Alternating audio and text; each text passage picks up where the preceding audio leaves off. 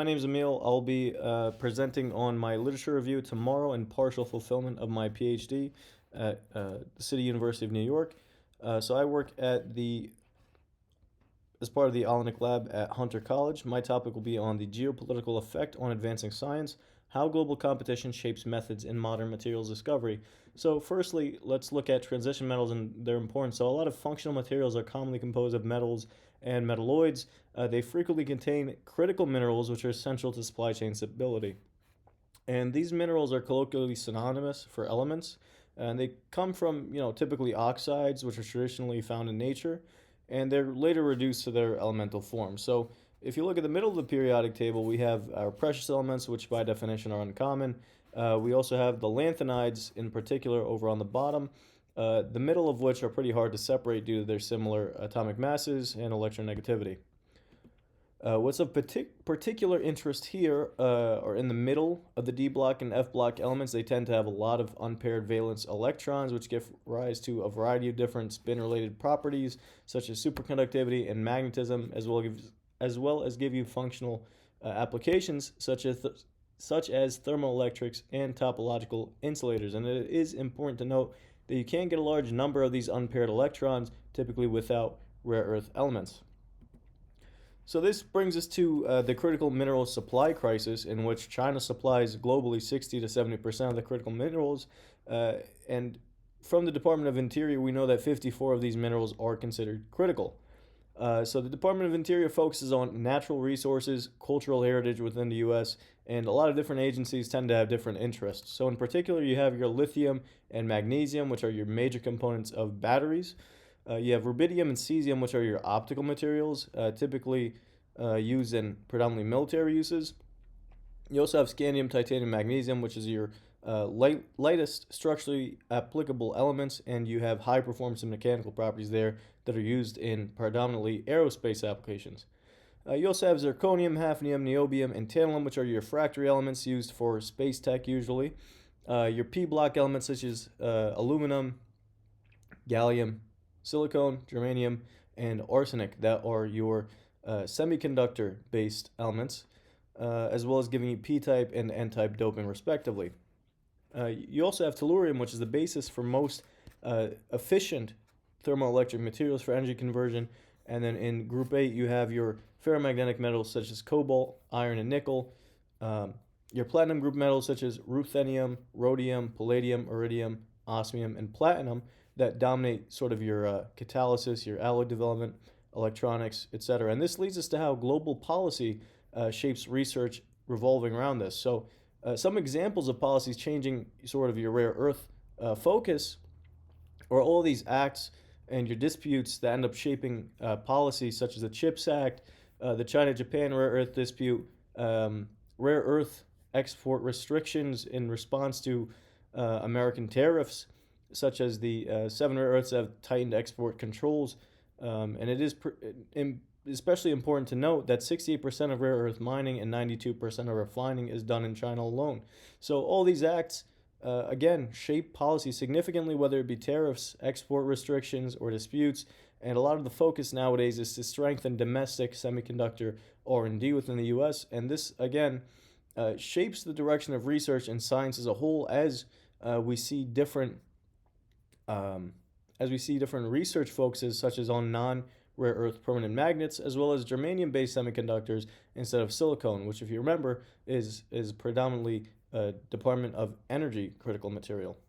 And again, you have a lot of these critical minerals that tells us, about supply chain risk, federal strategy, scenario planning, and again, all these rare earths and their respective industries that are at risk. So, the United States Geological Survey offers a lot of valuable information on your mineral commodity summaries, although it is quite unstructured. So, in response to address this, I should say, the Taylor Sparks Group at the University of Utah developed a comprehensive data analytics website, which has great formatting, great visuals, and gives you actionable insights from the past 10 years of data here. So, pictured here is the silver market share production. And this is a quite important metric considering that it is coming from a researcher's perspective. And a lot of researchers, both in academia and industry, look at these to propose developing new materials. And to take a step back a little bit, we look at the Herfindahl-Hirschman Index, HHI for short. This quantifies your market share distribution, providing insights into competition as well as global market dominance. So if we look at the 8 B elements, in particular cobalt, nickel, ruthenium, rhodium, and palladium, we see that these precious metals are chemically very similar, but the prices are very different. To be more specific, cobalt and rhodium belong to the same group, therefore are probably the most similar. However, you have cobalt, which is considerably cheaper than rhodium, which is much more expensive. And if you look at the graph here, rhodium has a very high HHI in contrast to cobalt, which is less scarce. And we also see how the ruthenium market share is concentrated, particularly in South Africa. And you can see that the high HHIs through the years usually correlate to price, with this being marked by a market dominated by few producers, increased risk of supply chain disruption, as well as price volatility. And to take a step back, Taylor Sparks worked on this 2013 predecessor paper in which this gives us a lot of data from 2011 or even earlier, such as 2009, and how scientists use this data for materials development is actually quite useful and taken into consideration. And now if we sort of compare the earlier paper and the current application, which is more up to date, we see that rhodium and ruthenium have both increased their HHIs in production values from 4,000 to 7,000. The reserve of ruthenium has increased slightly to 8.5 from 8. Nickel likewise has increased from 1 to 3,000, with 1 to 2,000 increase in reserve. And the rare earths highlighted in red stayed the same for a number of years in the late 2010s, or I should say the mid 2010s, dips and comes back up just slightly as of the recent years. And again, these high HHI values are quite bad, as they indicate that the market is dominated by only few producers and that the risk of supply chain disruption is quite increased. So now, if we see the research initiatives done to address the previous problem of scarcity, U.S. leadership has been quite evident in areas such as autonomous labs at Berkeley, natural language models to extract scientific data, such as the Materials Project, Google DeepMind, or even some industrial applications done at Microsoft, such as a universal machine learned functional for DFT, which has seen 100 times speed up, which is a model trained on high accuracy on large, diverse data set of properties of main group molecules. Likewise, our very own New York native startup, Radical AI, developed an atomistic simulation engine called TorchSim, which has 100 times speed up over atomic simulations and almost 100 million times speed up over DFT. And now it's important to note that all these are fueled by the need for quicker calculations, more discoveries, more simulations, and how we simultaneously need more chips as we approach Moore's law, and how we simultaneously now look to quantum computing. However, the U.S. has particularly fallen behind in new materials discovery because we could partially attribute it to the lack of materials discovery frameworks that aid experimentalists in discovery. So this is in stark contrast to other countries such as Russia, who have developed USPEX, novel structure method, and on the right you can see that USPEX found a stable structure in fewer than 1,000 steps, whereas the random search didn't produce the correct structure even after 120,000 steps. And these are evolutionary searches of random structures. On the flip side, we have the Chinese developed Calypso, which is a structural evolution, similar flavor as USPEX. However, it uses particle swarm optimization. And this is best known for its ability to conquer large barriers of energy landscapes by making use of what's known as swarm intelligence. So the American revitalization of AI and critical materials in general has a lot of recent initiatives being done, in particular with the rare earth magnet supply chain support. We see that the current administration has begun to pour in a lot of money to bring rare earth manufacturing back home, as well as having new methods to accelerate, new methods to bring about an AI accelerated innovation in exchange for hundreds of millions of dollars worth of both incentives and loans. So how have we become to get around this? In particular, we have rare earth recovery as well as recycling innovations being done. Rare earth free phosphors, and we've had a successful implementation that we'll get into, as well as rare earth free magnetic materials, which is an ongoing challenge. So the rest of this talk will be focused on these three to understand how global policies and situations shape the proposed and implemented research. So, firstly, rare earth processing touches upon a lot of different industry. Which was most surprising to me is the fertilizer industry. Now, as we translate this idea to the actinide series, this will enable uranium and plutonium separation, which is a major goal of nuclear fuel processing in a similar flavor. So the solution to the problem, as you can see, the problem being we have a lot of rare earth oxide equivalents being produced, especially with the advent of China overtaking the U.S. in terms of rare earth being produced since the mid 80s. So the solution to the problem is likely recycling and reusing the vast amounts of rare earth oxides that we use. And we will need some particularly novel methods here, as we see a lot of our current methods, such as solvent extraction. This in particular utilizes solubility differences, relies on ligand specificity, ion exchange chromatography, having high cost due to changing column that constantly, giving us limited reusability,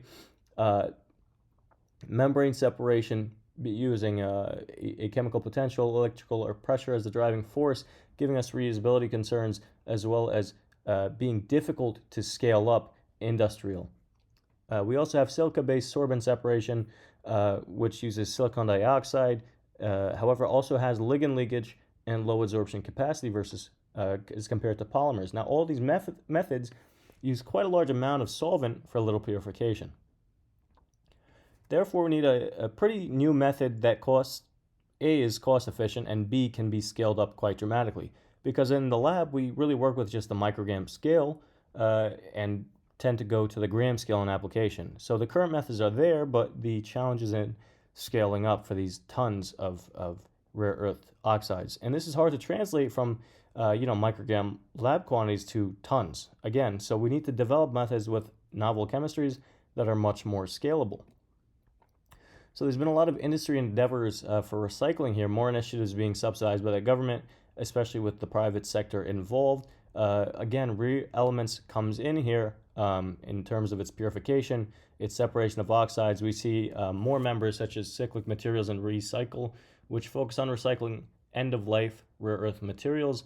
Cyclic just got $84 million in funding, $53 million of that being from Series B funding, whereas Recycle just got a $5 million grant from the DoD. Now, why is there interest from the DoD here? Well, as you can see, we put almost 10,000 pounds of rare earths in submarines alone, 5,000 in destroyers, and a single 1,000 pounds in a fighter jet worth of rare earths. So again, you can see how critical this is for the Department of Defense to maintain American superiority as well as American hegemony here. So this sort of brings us over to the LED phosphor materials that we were talking about earlier. We have 20% of global rare earths used in clean energy technology, some examples being europium, terbium, and yttrium. And several rare earth-free LEDs have been developed since, including ultra-small cadmium selenide nanocrystals, quantum dots with different colors, as well as an unavoidable low efficiency due to particle size variation, self-absorption, and quenching. So again, we need to design rare earth-free materials. And this is how the risks and policies shape the research here. We see ourselves shifting towards rare earth-free substituted materials to get the same bang with a different buck. So their motivation here, again, was a rare earth-free inorganic-organic hybrid phosphor family. So the authors had a systematic variation of properties by selecting different ligands with different electronic characteristics rather than resorting to rare earth dopants. And these ligands consisted of anything from pyridines, pyrimidines, etc., and they used a cupric iodide backbone as it was earth abundant in contrast to rare earths, inexpensive, environmentally friendly, and has previously well-known optical properties. So the ligand tunes band gap, emission color, energy, intensity, quantum efficiency, etc. And experimentally, they grew these via diffusion growth as well as differed and there are exact techniques such as layering diffusion, direct mixing, etc. And the samples were coated onto targeted substrates by spaying with compositions confirmed by single crystal XRD and powder XRD. And again, they use the density of states here as preliminary data with domain knowledge as to how the different ligands would affect either the electronic structure with electron donating groups and withdrawing groups shifting the band energy, and steric bulk modifying your chain geometry. So they inevitably found that ligand tunes photophysical properties quite significantly with a wide variation of emission colors, as well as having quantum efficiencies for some that are particularly high and especially competitive with rare earth-based phosphors, which is why I noted this as a successful implementation here of rare earth substitution. So again, rare earth magnets also tend to span a wide variety of industries and are considerably stronger than your regular magnets on a scale of 2 to 7 times, and are highly resistant to demagnetization from temperature or other effects. And again, it's not just in the cars, but these are used in particularly advanced use cases. And now in this case, for the rare earth free magnets, they used a machine learning flavor here where they used a crystal graph convolutional neural network. And in this case, the crystal structure is represented by a crystal graph that encodes atomic information and bonding with a convolutional neural network added on top of the crystal graph to construct descriptors.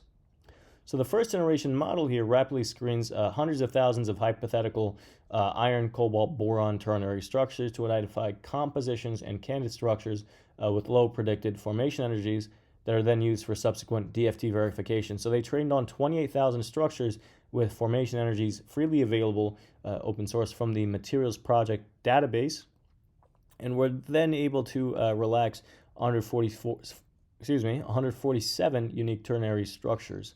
In the second generation model, it's retrained using your DFT refined data from the 1G screening and related ternary structures, and allows you to provide more accurate formation energy predictions.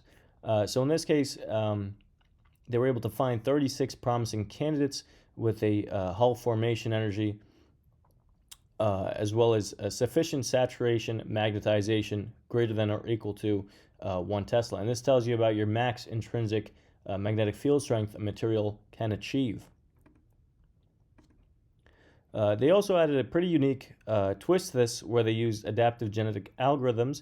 So from those promising structures, 22 compositions were used as seeds to perform a global search in which you have a DFT-guided evolutionary search over selected compositions to uncover previously unknown low-energy structures. And this enriches your pool of viable candidates for magnetic property evaluations. And if we shift our focus over to the figure D, you can see that AGA greatly expanded the more stable, more magnetically polarized structures. And in B, you can see that from our initial structures, as a sanity check, an increased iron fraction in the ternary system gives you an increased magnetic polarization, which is well known at this point.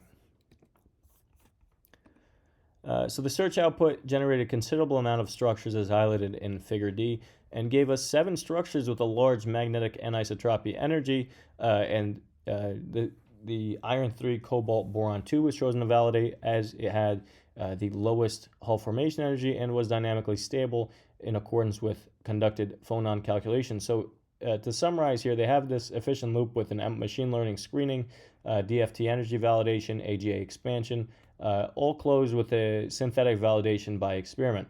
And so the full pipeline can be run within 1 week on a 200-node cluster, which may be quite difficult for new users to get access to. That was sort of underemphasized in the report.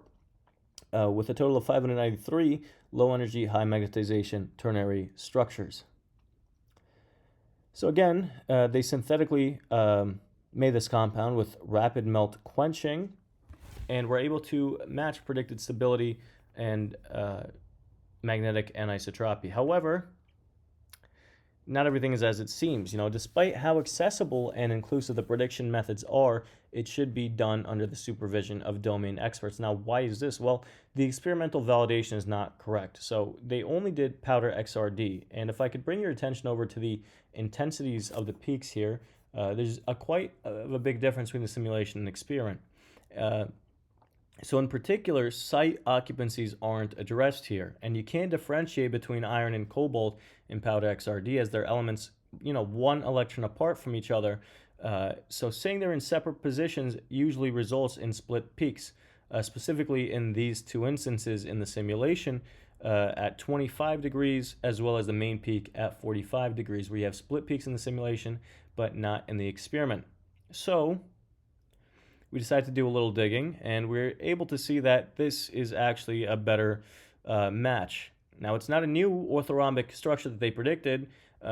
This compound was already found in 2014 and reported in the Pearson Crystal database, as well as already having the magnetic properties already reported.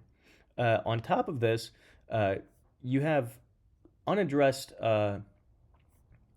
peaks that come in from unreacted iron, and this is highlighted here in red.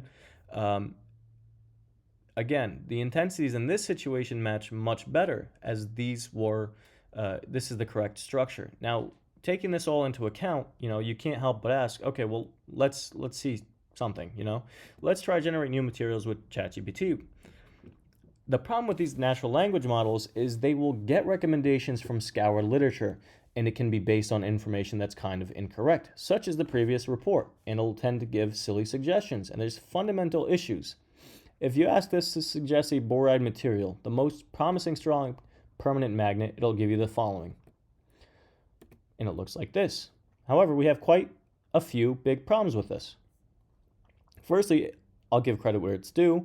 It gets you a mix of iron and cobalt to combine high saturation magnetization from iron, as well as your enhanced magnetocrystalline anisotropy from cobalt. However, the fundamental issues are that it's not tetragonal, A, and B, this is not the correct space group. It's more likely a P1 structure.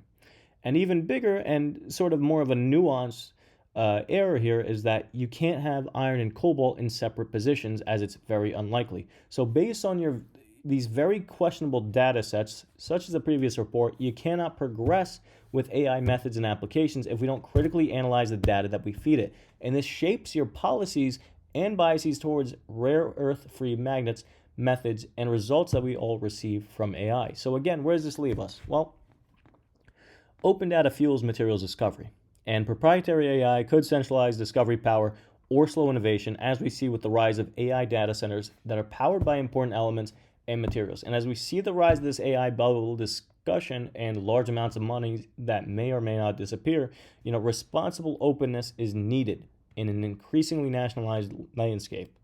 And, materials discovery is not just science, it's strategy. And in the hands of governments, this can stifle or increase development. And we've seen consistent calls in literature for transparent data sharing, recycling, diversified supply, especially in the case of something that we don't want to turn out in, such as semiconductor wafers or the chip pipeline, where your advanced UV lithography machines are produced only in one country, rare earth manufacturing only in another country, and overall chip assembly in one country. So, again, from this question, from here on out, I'll take questions from here, as well as give a thanks to everyone on the team, and that'll be it.